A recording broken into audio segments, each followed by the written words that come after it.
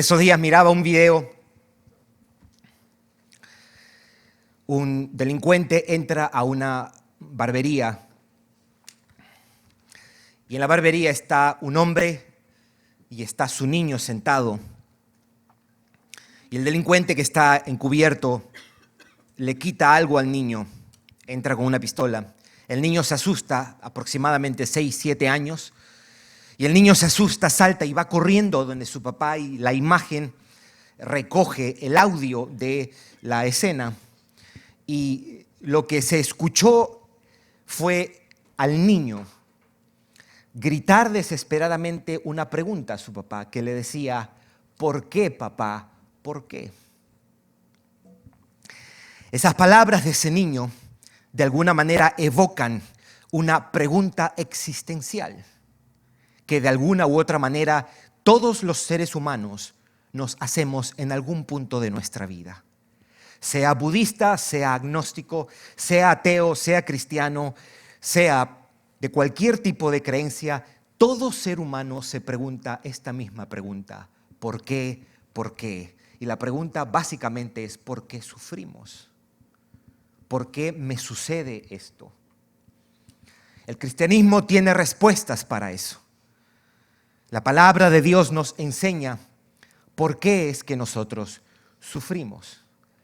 El papá creyente, la mamá creyente se debe asegurar de instruir a sus hijos en el camino para cuando fuere viejo no se aparte de él.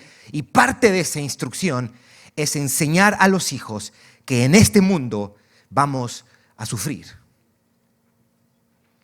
Papá, mamá, parte de la enseñanza que tú le das a tu pequeño hijo, a tu pequeña hija, es decirle: aquí tú vas a sufrir.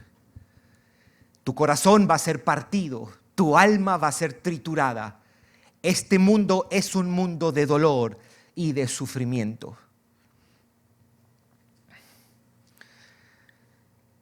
En un sentido, mi labor como pastor también incluye, supone, exponer y enseñar a la congregación una buena teología del sufrimiento. Es poder explicar las razones por qué sufrimos. ¿Qué sucede cuando sufrimos?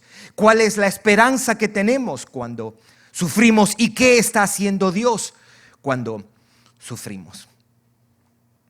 Sin embargo, la enseñanza estaría incompleta si solo enseñamos una teología del sufrimiento sin enseñar una teología, por así decirlo, del gozo cristiano. No podemos enseñar la realidad del sufrimiento solamente como algo definitivo y último, porque la Biblia también nos invita a pensar y a meditar y a confiar y a experimentar la realidad de esto otro que se llama el gozo cristiano. Ciertamente en este mundo vamos a sufrir mucho, mucho. De alguna manera, cuando uno lee el libro de Romanos capítulo 8, el apóstol Pablo aborda estos dos carriles que caracterizan la vida de un cristiano. Nuestro caminar a la gloria, mis hermanos, es un caminar, por decirlo así, de dos carriles. El carril del pecado o el carril del sufrimiento. Y en ocasiones el pecado es lo que trae el sufrimiento en nuestras vidas, pero o usted está lidiando con alguna forma de sufrimiento o usted está lidiando con alguna forma de pecado, sea que está siendo tentado, sea que ha pecado o sea que está experimentando las consecuencias del pecado, y el creyente necesita estar persuadido de esto. El creyente necesita revisar sus convicciones y asegurarse de que está claro y que está confiando en lo que la Biblia enseña acerca del sufrimiento. Muchas veces cantamos y podemos recitar: Jehová dio, Jehová quitó, sea el nombre de Jehová bendito, pero muchas veces nuestros corazones no están cerca de esa gloriosa realidad y de esa convicción. Y el cristiano, en un sentido, debe cultivar una conciencia de esto, fortalecer sus convicciones respecto a esto, pero no lo debe dejar ahí. Nosotros también debemos tener una sólida, por decirlo de una manera, teología del gozo cristiano. Sobre todo cuando hay una mala concepción de lo que es el gozo como tal. Muchas personas igualan el gozo a la diversión. Y lo cierto es que usted puede divertirse mucho y estar muy lejos de lo que es el gozo cristiano. Porque el gozo cristiano no es diversión. Yo tengo un problema, mis hermanos, cuando un predicador o un director de alabanza dice, "Are you having fun?" cuando estamos en la iglesia. ¿Te estás divirtiendo? ¿Cómo nos divertimos con una mujer cristiana que ha perdido a uno de sus hijos en el tornado de Kentucky? A mí me gustaría, mis hermanos, que nosotros podamos tomar este servicio y el siguiente, si Dios lo permite, para nosotros meditar un poco acerca de qué es el gozo. ¿Qué es el gozo según la Biblia? ¿Qué es estar gozoso de acuerdo a la palabra? ¿Y quién mejor que nuestro Señor Jesucristo? En un sentido, para los que estuvieron, recordarán cuando estuvimos estudiando el libro de Filipenses. En el libro de Filipenses, yo estaba revisándolo esta semana que pasó mientras preparaba el sermón. En el sermón número 40 de nuestro estudio de Filipenses, nosotros llegamos a ese texto cuando Pablo dice, regocijaos en el Señor. Otra vez os digo, regocijaos. En un sentido, mis hermanos, las palabras de nuestro Señor Jesucristo aquí son un desarrollo de esa exhortación que hace el apóstol Pablo en un solo versículo en el libro de Filipenses. Te voy a invitar que puedas tener tu Biblia abierta. Voy a pedirte que me puedas acompañar mirando este pasaje. Hoy día vamos a mirar un solo aspecto de este texto como tal. Básicamente lo que este texto, o por lo menos lo que este texto nos dice acerca del gozo, es dónde está el fundamento de ese gozo. Número 2, en dónde se experimenta ese gozo en el creyente, en qué parte de nuestro ser se experimenta ese gozo. Lo tercero que vamos a mirar es la naturaleza de ese gozo, es decir, ¿qué es ese gozo cristiano? Y número 4, la duración de ese gozo. Esas 4 cosas, por lo menos, es la que nosotros vamos a mirar desde este pasaje. No creo que son las únicas cosas, pero por lo menos estas 4 abarcan en un sentido general lo que Jesús nos quiere enseñar acerca de esto. Al final, quiero hacer algunas palabras finales y tratar de explicar la trascendente importancia de entender el gozo cristiano. ¿Por qué el gozo cristiano es importante para nosotros los cristianos? Lo primero que quiero hacer antes de mirar hoy solamente vamos a mirar cuál es el fundamento del gozo. En las próximas semanas o en el próximo sermón vamos a mirar el resto. Vamos a mirar dónde se experimenta el gozo, la naturaleza del gozo y la duración del gozo, y haremos una definición de lo que es el gozo cristiano. Vamos a mirar el texto y vamos a dejar que el texto nos diga a nosotros y podamos elaborar a partir de este pasaje una definición y un entendimiento básico de lo que es el gozo cristiano. Hoy día solamente vamos a mirar el fundamento de ese gozo. ¿Dónde está basado ese gozo? Pero quiero que miremos el texto, porque este pasaje del 16 hasta el 24 tiene 3 versos claves. En otras palabras, la enseñanza de este pasaje está sostenida en 3 versos claves. En el verso 16, en el verso 20 y en el verso 22. Ahora, yo quiero pedirte tu atención. Esto es redundante porque la atención la deberíamos tener, pero quiero pedirte porque no quiero que te pierdas. Fue un pasaje que me desafió, te tengo que compartir, te tengo que confesar. Fue un pasaje que me desafió por una palabra que dice aquí, o una frase que dice aquí, que traté de ver y no me fue tan sencillo llegar a la conclusión que yo voy a compartir con usted ahora.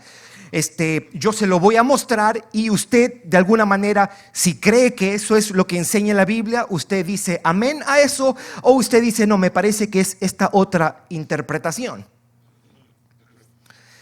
¿Qué quiso enseñar Jesús a sus discípulos en este pasaje? Eso es lo que quiero tratar de responder antes de mirar el fundamento del gozo. ¿Qué quiso enseñar Jesús a sus discípulos? Mira el versículo 16. Versículo 16. Todavía un poco y no me veréis.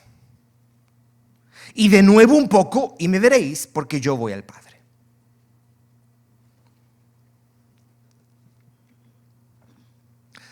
Vamos a ir por partes. Todavía un poco y me veréis, y no me veréis. Empieza diciendo, versículo 16, todavía un poco y no me veréis. ¿Por qué él dice eso? Por lo que va a pasar en las próximas horas, ¿verdad? ¿Qué va a pasar en las próximas horas? Lo van a arrestar, lo van a llevar y lo van a crucificar. Él pudiera decirnos, todavía un poco y no me veréis porque me van a llevar a la cruz. Ok. Pero dice, y de nuevo un poco y me veréis. Y no todos los comentaristas están de acuerdo en qué significa o a qué momento se refiere y de nuevo un poco y me veréis. Algunos dicen que cuando Jesús se refiere y de nuevo un poco me veréis, que eso será en su segunda venida. ¿Por qué dicen eso? Porque el pasaje dice, porque yo voy al Padre. Ok, primera lectura es cuando Jesús está diciendo y de nuevo un poco y me veréis, es una referencia a la segunda venida cuando Él venga por su iglesia. Lo veremos a Él. Otros dicen que esto de me veréis sucedió desde que el Espíritu Santo fue derramado en Pentecostés. Me veréis porque vendré en el Espíritu Santo y me veréis como ustedes todo como iglesia. Y otros dicen que se trata del día que resucitó. Me veréis cuando me levante. 3 momentos. ¿Se está entendiendo, mis hermanos? Ok, muy bien.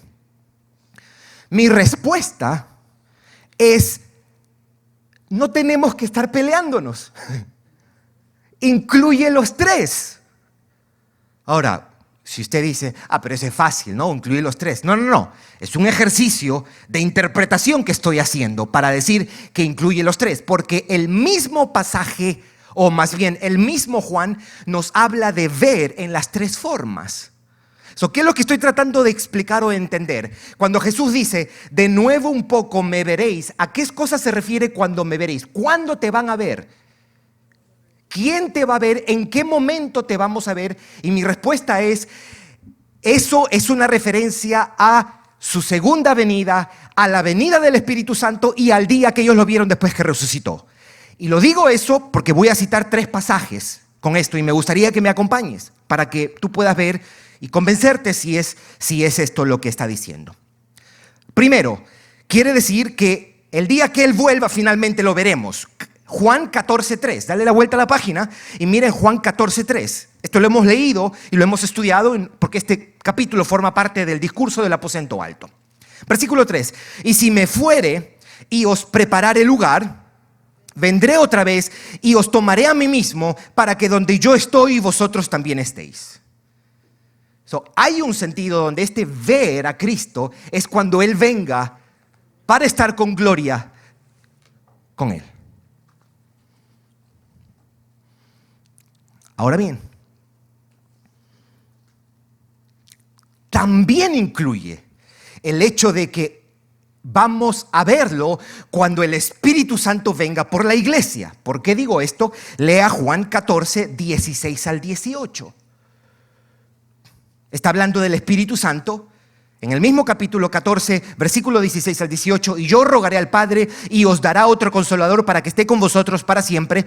Versículo 17, el Espíritu de verdad, el cual el mundo no puede recibir. ¿Por qué? Porque no le ve ni le conoce. pero vosotros le conocéis porque mora en vosotros y estará en vosotros. No os dejaré huérfanos, vendré a vosotros. En otras palabras, ustedes me van a ver cuando yo venga en la persona del Espíritu Santo. Y lo tercero está en Juan mismo, pero el versículo capítulo 20. Note Juan 20, 20.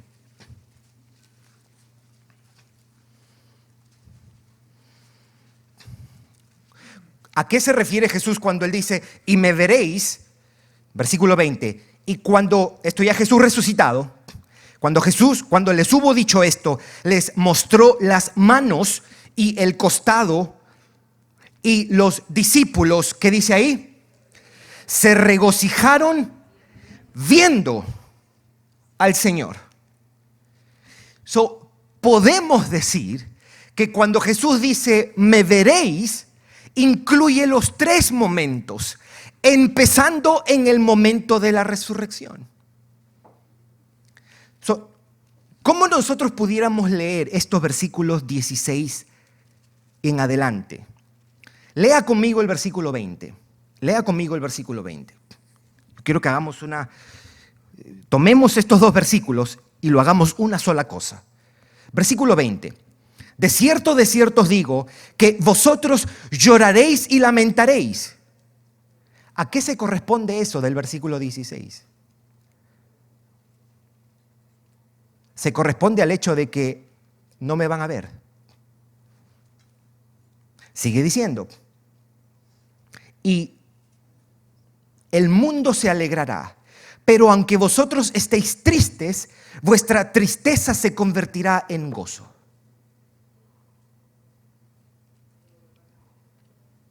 Esto se puede leer de esta manera. Todavía un poco y no me veréis. Y a causa de esto, vosotros lloraréis y lamentaréis. Y de nuevo un poco y me veréis. Y a causa de esto, vuestra tristeza se convertirá en gozo. Voy a resumirlo. ¿Qué quiere enseñar Jesús aquí? Lo que Él les está diciendo es esto. Me van a llevar a la cruz y a causa de esto, vosotros lloraréis y lamentaréis. Pero luego me veréis porque voy a resucitar. Y a causa de esto, vuestra tristeza se convertirá en gozo. Eso es lo que Jesús les está enseñando. Eso es lo que Jesús está enseñándole. Es más, en el versículo 22 dice algo glorioso. También vosotros ahora tenéis tristeza, pero os volveré a ver y se gozará vuestro corazón. ¿Y qué? Nadie os quitará vuestro gozo. Pero yo no siempre como cristiano estoy contento o gozoso. O de repente no tenemos una conciencia bíblica de lo que es el gozo. Probablemente Jesús no se refiere al gozo que nosotros usualmente pensamos que es en un sentido gozo. Bien. El fundamento del gozo. El fundamento del gozo. Yo estaba pensando, diciendo, ¿será que deberíamos dar la definición de lo que es gozo? Entonces, para después hablar de todo esto. Y yo preferí dejarlo para la semana que viene, la definición de gozo, aunque por ahora podemos entender, no es un misterio para nosotros la idea del gozo. La semana que viene, con el mismo pasaje, nosotros elaboramos una definición del gozo. Hoy lo que quiero hacer es que nosotros pensemos, ¿y dónde está eso? ¿Dónde está basado eso? ¿Dónde está cimentado? ¿Dónde está fundamentado eso? Es importante, mis hermanos, muy importante, que nosotros tengamos una conciencia bíblica de esto. Dios es quien describe la realidad de las cosas y Él nos dice dónde está el verdadero gozo, dónde lo ponemos, dónde apoyo el pie de mi búsqueda de gozo.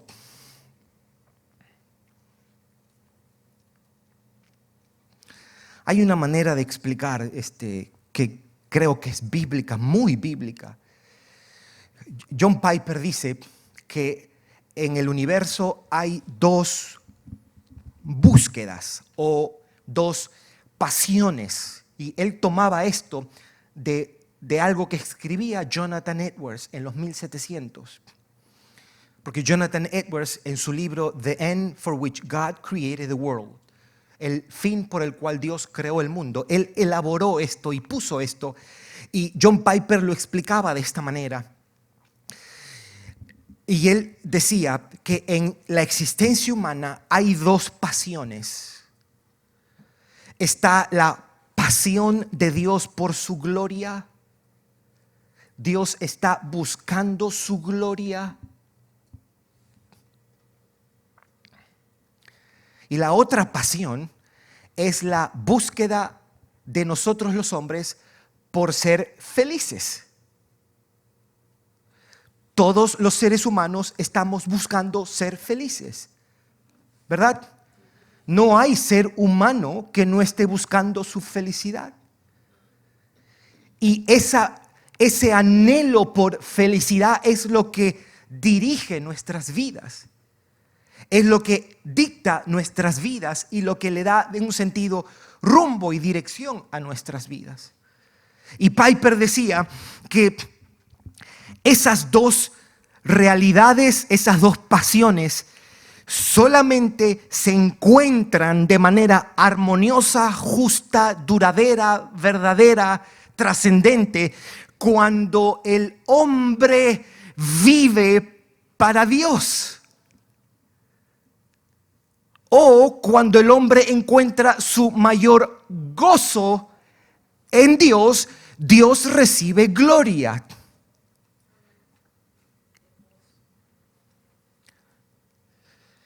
Si tu vida no tiene la dirección de encontrar o de glorificar a Dios, es decir, para usar el lenguaje de Edwards y para usar el lenguaje de John Piper, es decir, si tu vida no es una búsqueda por encontrar tu deleite primero y último en Él, estás viviendo contrario a la sabiduría, al propósito y al diseño de Dios. Porque estarías buscando ese deleite en algo creado o en alguien y estarías viviendo, número uno, una mentira y estarías practicando la esencia del pecado. La esencia del pecado es despreciar al Dios glorioso y amar y vivir y dar adoración a cualquier otra cosa de este mundo, incluyendo las cosas buenas.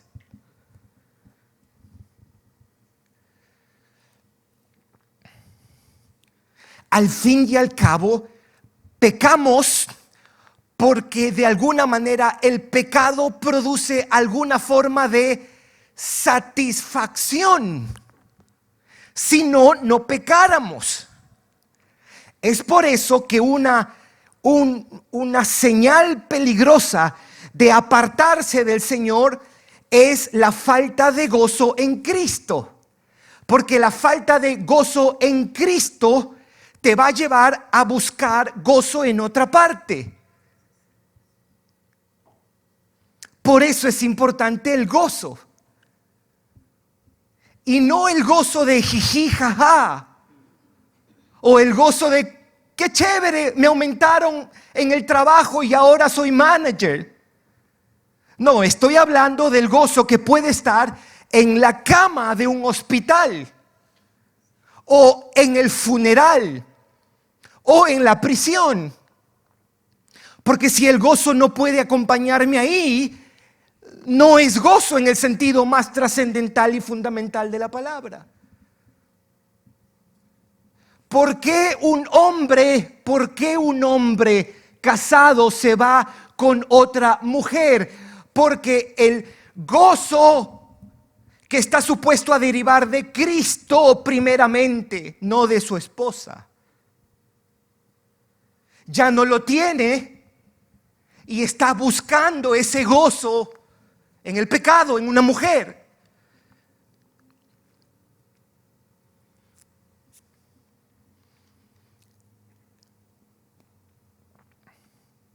Estoy hablando del gozo, pero hace falta que tengamos seriedad para esto.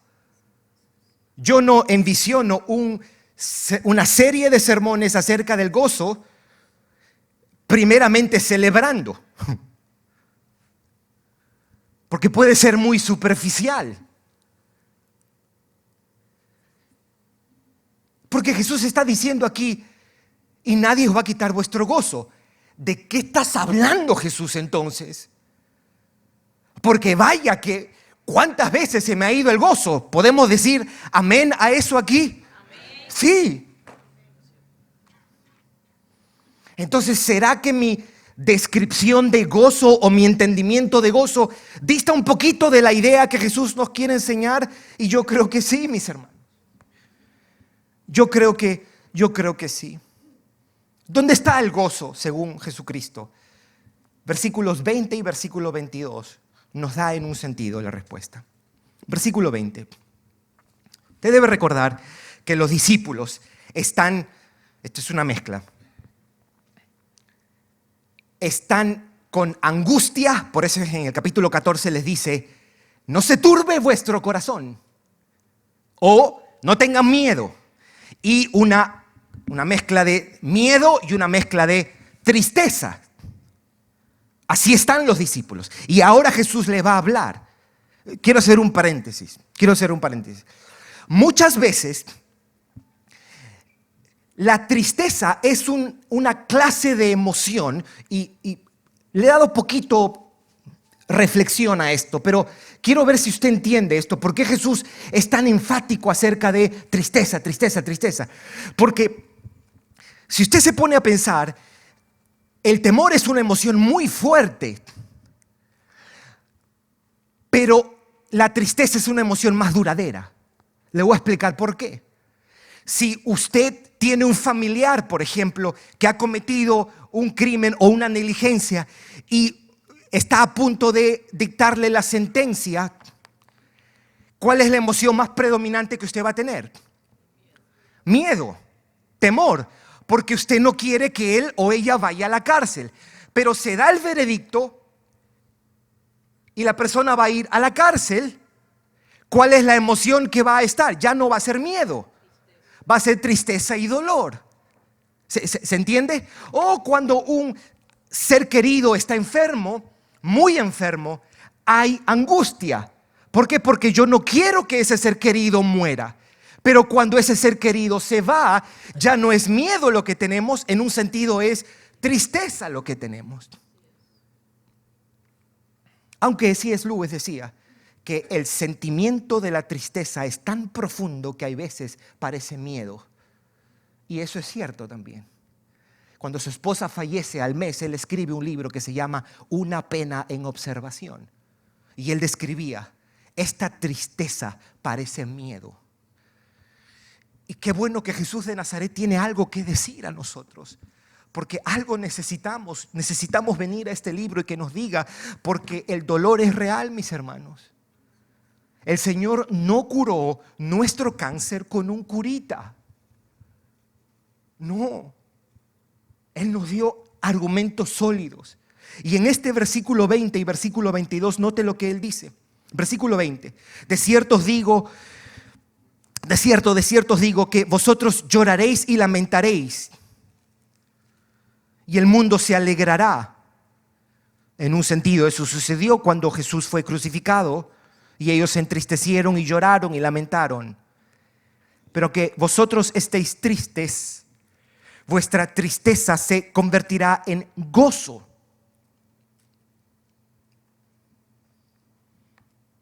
La pregunta que hacemos, ¿y por qué? Versículo 22. También vosotros ahora tenéis tristeza, pero, ¿qué dice ahí? Os volveré a ver y se gozará vuestro corazón y nadie os quitará vuestro gozo. Respuesta, si estamos hablando, ¿dónde está el fundamento del gozo cristiano? Decimos, será un gozo basado en Cristo. Porque de acuerdo a este pasaje, ese gozo vendrá cuando ellos vean y cuando Cristo los vea a ellos. El gozo y la dicha que experimentarán estará en verlo y ser visto por Él. Es decir, cuando se encuentren con Él cara a cara. Es decir, ese gozo vendrá después de morir y resucitar al tercer día. Ese gozo será causado por Cristo y por lo que Él ha hecho para redimirlos. Al verlo a Jesús resucitado, ellos habrán encontrado o se habrán encontrado cara a cara con el Salvador y experimentarán gozo. Esta vez como redimidos, porque Cristo Jesús habrá completado la obra de redención, como personas que han sido salvadas por su muerte y resurrección. Ellos tendrán ahí, mis hermanos, la base más sólida, el fundamento más firme, la razón más legítima para que ellos se gocen. El Cristo crucificado y el Cristo resucitado se convirtió en la roca de los discípulos y en fuente de su gozo verdadero, gozo eterno, gozo inconmovible. Se gozarán porque me van a ver. Se gozarán porque me van a ver. El fundamento del gozo de un cristiano tiene que ver con lo que Cristo es, con lo que Él ha hecho y con lo que tenemos en Él. Los beneficios, nuestra comunión con Él. No es un gozo basado en las cosas terrenales. No es un gozo basado en personas o en eventos o circunstancias temporales.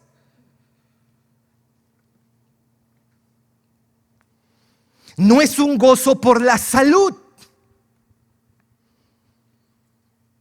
Aunque debemos dar gracias por la salud. Pero no es un gozo basado por la salud.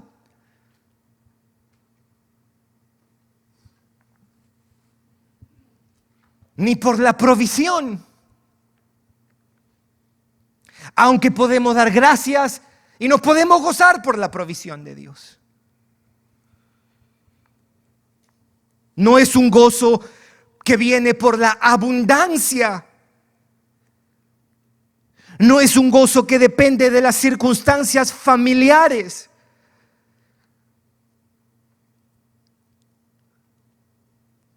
Ni por tus circunstancias laborales tampoco, en tu trabajo, ni las circunstancias mundiales.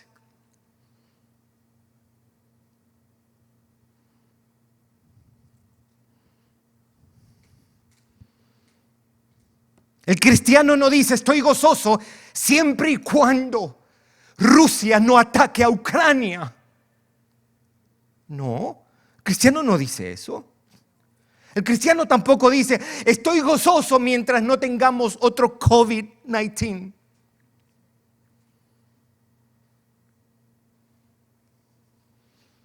Se rasgaron las vestiduras muchos cristianos republicanos cuando salió Joe Biden. Oh, se acabó el mundo.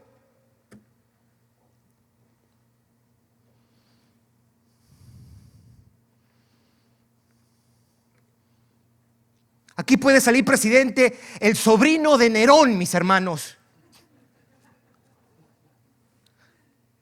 Y el cristiano puede decir, Jehová dio, Jehová quitó, sea el nombre de Jehová bendito.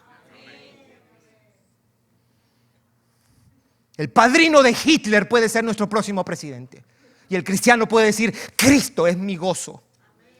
Cristo es mi gozo. ¿No es eso cierto, mis hermanos? Él pone y quita reyes al final.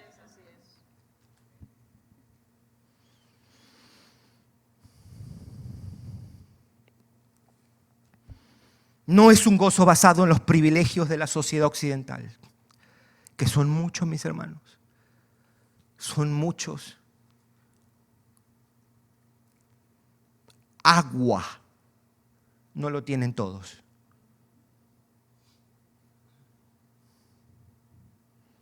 No está en la seguridad tampoco.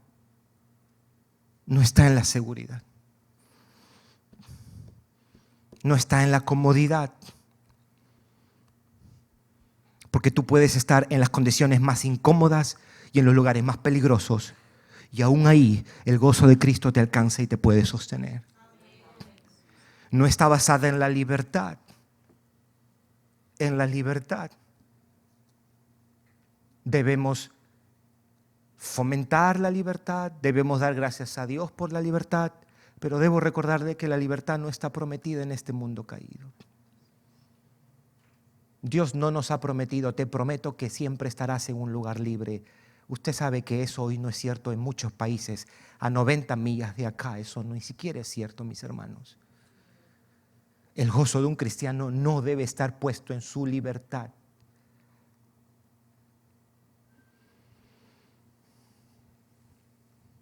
No es un gozo basado en la buena fama, en la reputación o en el hecho de que tus hijos sean buenos estudiantes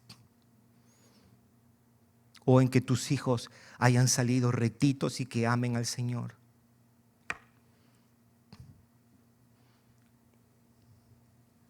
Mis hermanos, Cristo crucificado y resucitado para nuestra redención es el más sólido y único fundamento para el verdadero gozo. Eso no va a cambiar, mis hermanos. Eso es roca. Eso es sólido.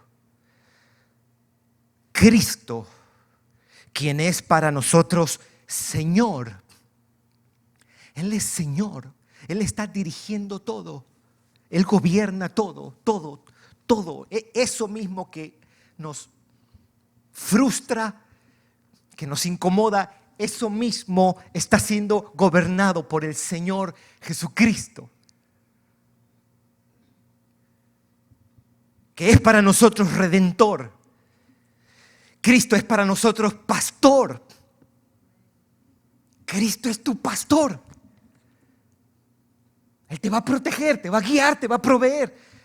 En lugares de delicados pastos te pastoreará, confortará tu alma y te guiará por sendas de justicia por amor de su nombre. Tu buen pastor es Jesucristo y da su vida por ti, su oveja. Rey para nosotros, sumo sacerdote que intercede por nosotros, compasivo sumo sacerdote intercediendo por nosotros, débiles y frágiles pecadores, defectuosos pecadores, Él está intercediendo ante el trono de Dios.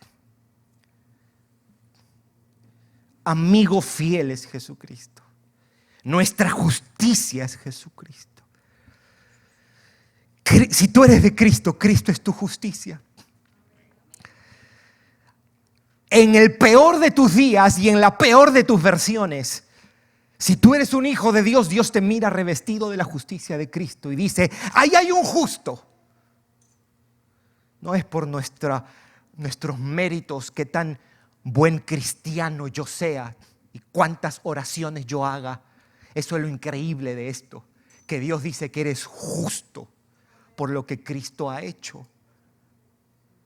Aférrate a eso, mi amado hermano, mi amada hermana, porque lo vas a necesitar, especialmente los días que metes la pata. Y cuando te sientas miserable, y cuando te sientas: no puedo hacer esto, soy de lo peor. No permitas que nadie te diga: no eres de lo peor. Sí, somos de lo peor, pero tenemos la justicia de Cristo, revestidos de la justicia de Cristo, justos. Se nos imputó, se nos vistió de la justicia perfecta de nuestro Señor. Él también es nuestra paz. Él logró esa paz con Dios porque estábamos enemistados con el Creador. Y Él en la cruz del Calvario aseguró esa paz. Y esa realidad viene a nuestros corazones para experimentar la paz que sobrepasa todo entendimiento. Él también es pan de vida eterna. Es Él lo que tú y yo necesitamos hoy, mis hermanos. Él es agua que sacia, es gozo real, significativo y seguro para tu alma, para nuestra alma tan sedienta y tan insatisfecha, porque probamos aquí y aquí, y lo cierto es que ninguna de las cosas buenas que Dios ha creado y nos ha dado fue diseñada para saciar nuestras almas. Solo Dios puede saciar nuestras almas. Cuando vemos cara a cara al Salvador y encontramos en Él nuestra esperanza, el perdón de nuestros pecados, la vida eterna, la adopción de hijos, la justicia que Él logró en la cruz del Calvario. ¿Dónde está basado ese gozo? Al verlo a Él. Versículo 22 dice: pero os volveré a ver y se gozará vuestro corazón. Ese es el fundamento de nuestro gozo. Se puede caer todo, se puede perder todo, se puede perder todo. Y no creo que sea algo que nosotros seamos indiferentes cuando perdemos las cosas. A nadie le gusta perder las cosas aquí. Sufrimos de verdad, mis hermanos. Lloramos de verdad. Lamentamos, nuestro corazón se hace chiquito muchas veces y nos llenamos de incertidumbre, de angustia. Pero Él dice, esa tristeza se va a convertir en gozo. En gozo. Gozo verdadero. Quiero terminar diciendo esto. Algunas cosas que nos demuestran la trascendente importancia del gozo cristiano. El gozo no es algo marginal en la Escritura. No es algo secundario. El gozo no es algo opcional.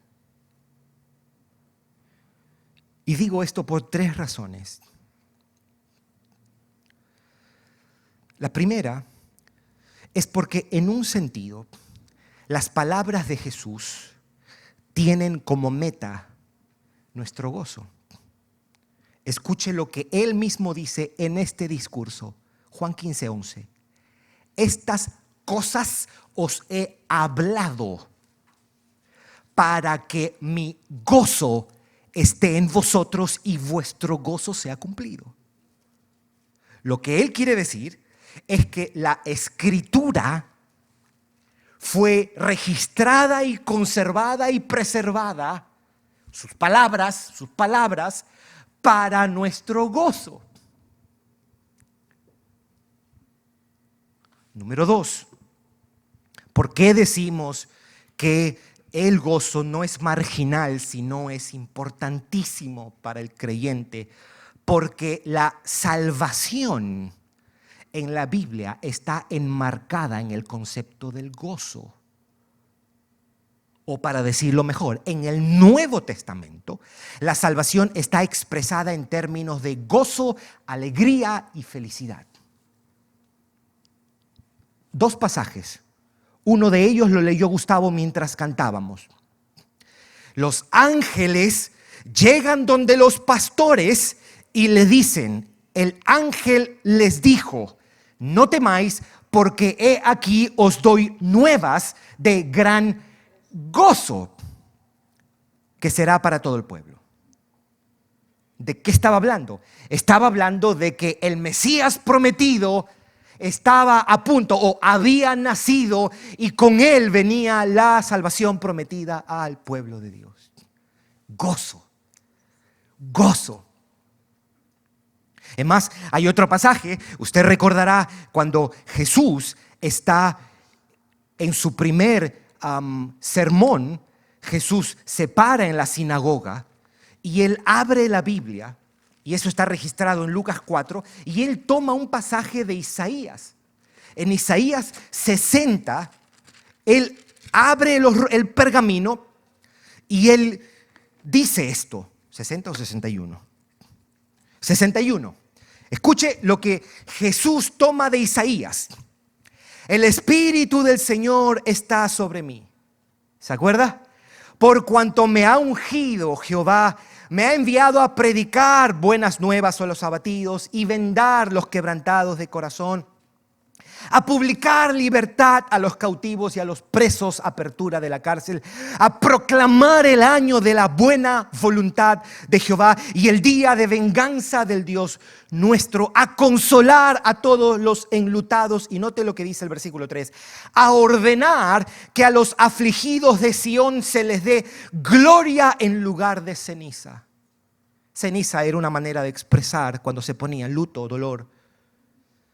A ordenar que a los afligidos de Sión se les dé gloria en lugar de ceniza, óleo o aceite de gozo o gladness, dice en inglés, en lugar de luto, manto de alegría en lugar del espíritu angustiado. Y Jesús termina de leer esto y dice, hoy se ha cumplido delante de ustedes esta escritura. La salvación está expresada en términos de gozo, mis hermanos, donde la ruina, la miseria, la tristeza, la amargura por el pecado encuentra su fin solamente en la salvación que Jesucristo nos ha traído.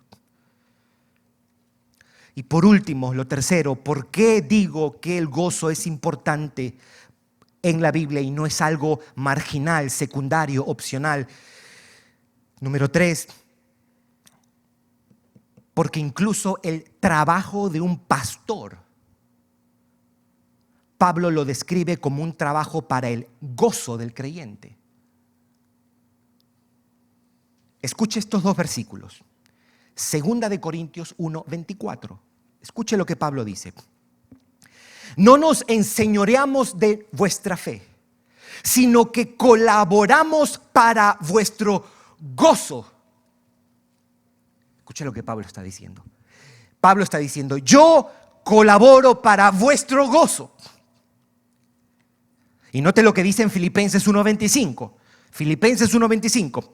Y confiando en esto, sé que quedaré, que aún permaneceré. ¿Se acuerda cuando Pablo está en prisión y él no sabe si se va a quedar con ellos o si va a morir? Él tenía estas dos opciones, pero él termina esa parte diciendo, confiando en esto, sé que quedaré. Él tenía de alguna manera el sentir de que Dios lo iba a dejar todavía, pero él entendía para qué era eso. Dice que aún permaneceré con todos vosotros, y dice la razón, para vuestro provecho y gozo de la fe.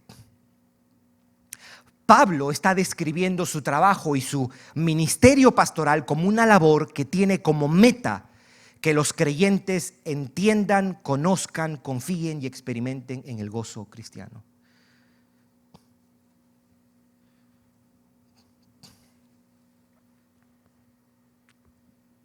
Si alguna vez un incrédulo le dice a usted, oye, ¿qué hace tu pastor? Y usted no se ponga nervioso. Usted dice, él trabaja para nuestro gozo.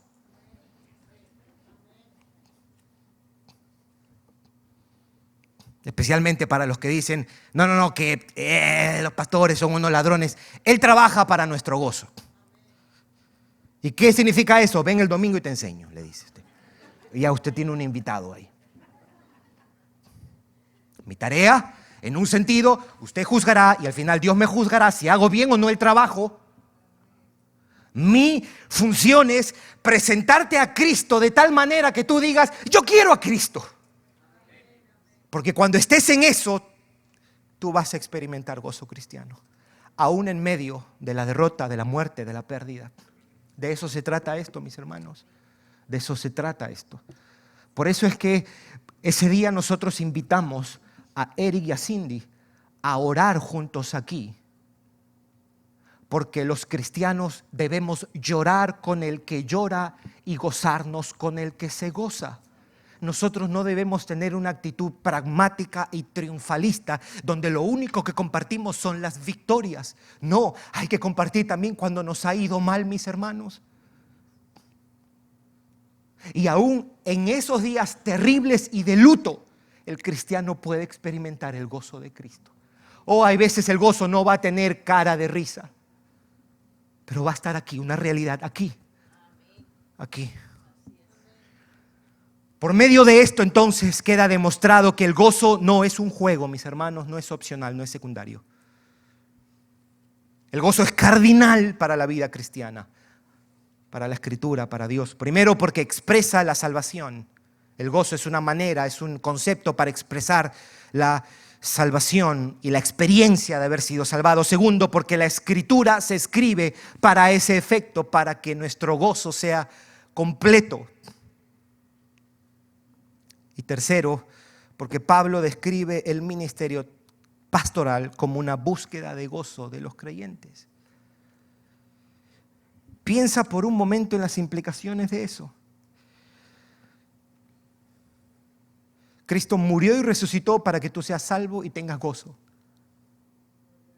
Luego nos dejó su palabra para que al leerlas seamos recordados, afirmados y fortalecidos y tengamos gozo. Y aparte de eso, levanta pastores para que trabajen para que Cristo sea el gozo de un pueblo.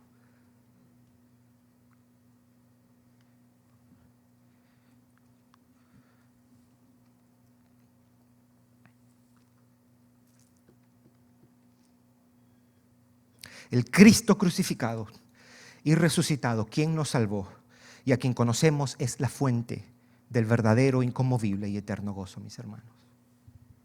Vamos a orar.